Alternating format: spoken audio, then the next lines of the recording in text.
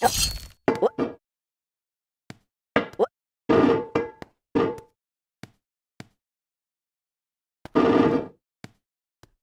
no feeling more intense than starting over. If you've broken your Scratch project moments after you've shared it, as I have, or you spent hours working on a project only to notice too late that one of your sprites has unexplainably gone missing. If you've made use of that difficult to name thing of thing block within the sensing category, amazingly useful but capable due to a Scratch bug of leaving you crying as it dumps all your scripts in one big and ordered heap. If you've made real progress coding a game over the course of the week, only to come back the next day to discover you weren't even logged in, nothing has been saving. Starting over is harder than starting up. If you're not ready for that, like if you've already had a bad day at school, then what you're about to go through may be too much. Feel free to go away and come back. I'll be here. Alright, thanks for coming with me on this trip. I'll understand if you need to take a break at any point. Just find a safe place to stop and remember to pause the game by pressing P. In Scratch you can find loads of remixed or reimagined recreations of existing games, and with good reason.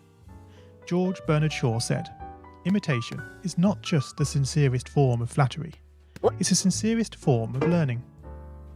This game is a recreation of a game that came out in 2017, titled Getting Over It with Bennett Foddy. That game in turn was a homage to a free game that came out in 2002. Both games involved dragging yourself, using a hammer, up a mountain assembled from assets and objects sourced from many other games. It seems appropriate then that, when trying to recreate Getting Over It in Scratch, that we should construct our mountain from the same assets used in literally millions of Scratch projects, the unmistakable contents of the Scratch costume library. Unlike Unity or Unreal, Scratch does not provide you with a built-in physics or 3D rendering engine. There's no state-of-the-art debugger, you can't even pause your scripts. We are forced to program old school. Our experience capped at 30 frames per second on a 480 by 360 pixel stage. But these very restrictions force us to experiment, to think out of the box, to grow as developers as we become masters of all things Scratch. And let's not forget, what we lack in technology, we make up for in community. This fantastic bunch of budding software engineers, building, learning, creating, playing, remixing, as diverse a group of people as the very Scratch assets we now so skillfully attempt to ascend.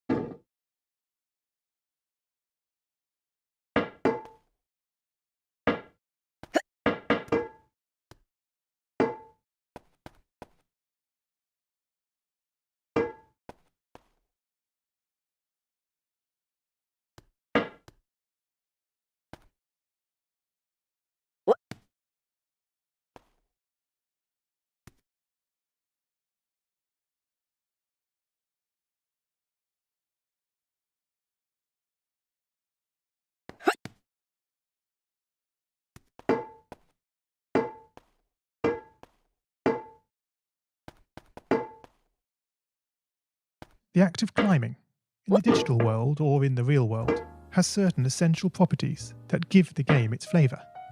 No amount of forward progress is guaranteed. When you start getting over it, you're standing next to a dead tree, which blocks the way to the entire rest of the game. You prod and poke at it, exploring the limits of your reach and strength, trying to find a way up. When starting a new Scratch project, that initial blank slate is both refreshing and at times a little scary. Wouldn't it be great if we could travel forward in time and review our finished projects to see how well they turned out? I certainly wish we could. The real draw of coding, what gives it that special zing, is the challenge of accomplishing something you've never done before.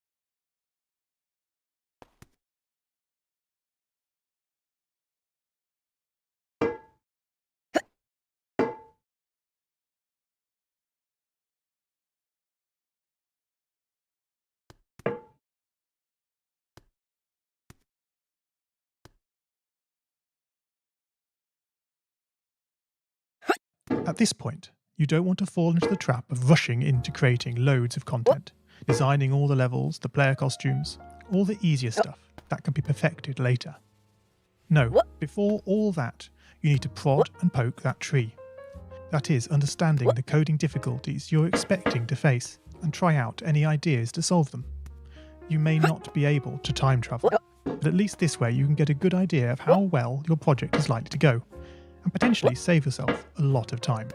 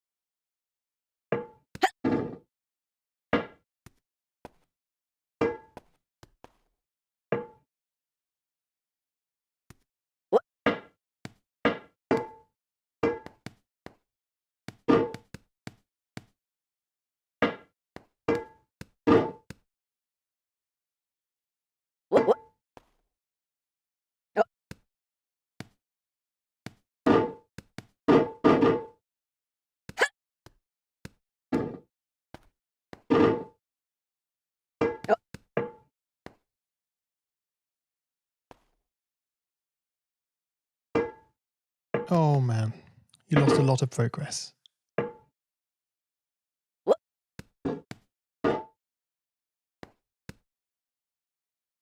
Whoops, oh dear.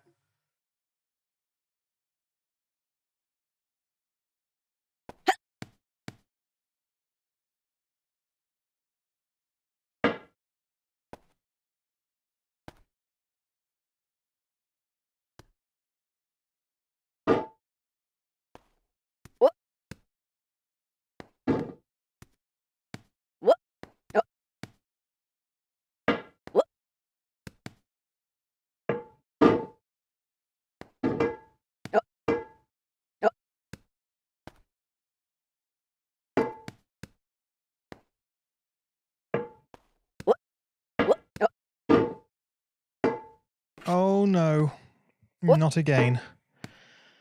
Pick yourself up, brush yourself off. Back up you go.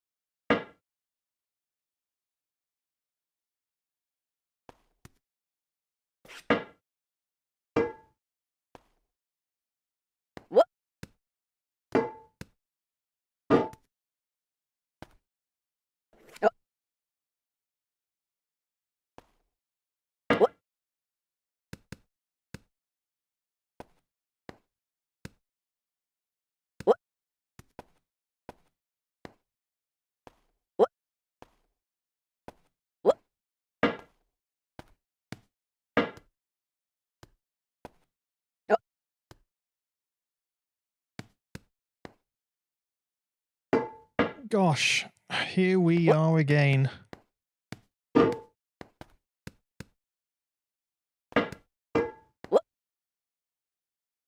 It always seems impossible.